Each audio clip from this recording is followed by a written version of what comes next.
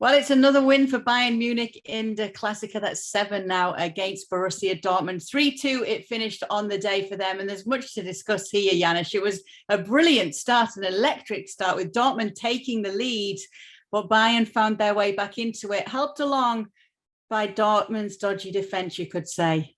Yeah, I mean, I'm always conflicted when I do these things because on one hand, I loved it. I mean, this, Bundesliga at its best. I mean, their Klassiker, two great teams, and really not sitting back, wanting to win exactly as you'd want to, right? As a neutral, right? But as a so-called pundit, I have to, talk about what's happening there. The defending on both sides was just horrendous. And I'm not talking about just this game, Kay. I mean, these two teams are way, way below their standard, right? I mean, 14 games in, Bayern Munich conceded 15. I think Borussia Dortmund 22. But this is not the first time. I mean, the back fours and just the team defending in general, it's been horrendous. But let's leave it at that because aside from it, there was some good football there, right? Bit of a track meet, if you will, and just wide open.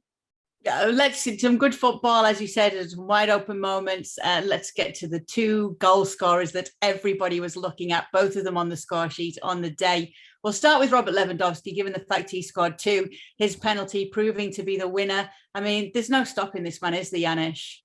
And no, it isn't. I mean, he's just incredible. Should have been Ballon d'Or with all my bias into it. Didn't get it last season. And we know he didn't get it this season again. But look, I mean, he loves playing as his former team, right? If you look at the numbers, they're just incredible. I think 22 Bundesliga goals against Dortmund. And it's funny because when I think of him, look how long it took Borussia Dortmund to recover. When they lost him, and then they found, Erling Haaland, and they're going to lose him now. How many years is it going to take now? I think it seems impossible, for Borussia Dortmund after losing Robert Lewandowski, and when they lose Erling Haaland, what are they going to do? Where are they going to find another one like them? Incredible. But both players showed how good they really are. Robert Lewandowski does it week in and week out, and so is Haaland, and he's just back. I mean, and look at the last two games. 8 minutes in the last game, stepped on the pitch and scored a goal. And then today, just this wonderful curling or curving, if you will, a strike. It's just great to watch. Yeah, 51 goals, I think it is, in 51 Bundesliga games for him. Just absolutely incredible numbers. And then tempers flared as well. We saw Marco Rose getting sent off. I think you're always going to see moments like this in a clash like this, right, Janusz? I think yes, and especially after that penalty. Although I think if you watch it from Hummels, who had a very, very difficult game, he's not going to complain, Marco Rose, is he, about that one? I think his complaints were about the one that was not given to Borussia Dortmund. Right? It was Luca Hernandez and Marco Reus, and I think that was a penalty, by the way. Although when I watch it closer in the build-up, I wonder if Erling Haaland was a bit offside. If VAR really looked at it deeply, penalty, yes, but was there an offside in it? I could say yes to that as well. So, but look, Michael Rose, it's a difficult time for him, right? I mean, before the game, he was only a point behind. I looked at some stats and it's funny because his start to the season, let's not forget, just a point behind Bayern Munich ahead of this game, was better than Terzic, better than Lucien Favre, better than Jurgen Klopp in that second season when Borussia Dortmund won the Bundesliga way back when.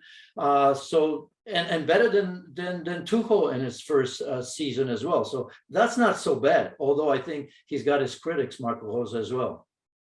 So what does this result tell us? Obviously, Bayern able to put more distance between themselves and Borussia Dortmund. And let's not forget, this was a Bayern side who were without some key players on the day. Yes, granted, Borussia Dortmund were too, but there have been a lot made of Bayern's absentees today. Now that is a bigger advantage that they've got. Is it still early enough days, though, for Borussia Dortmund to continue that title challenge?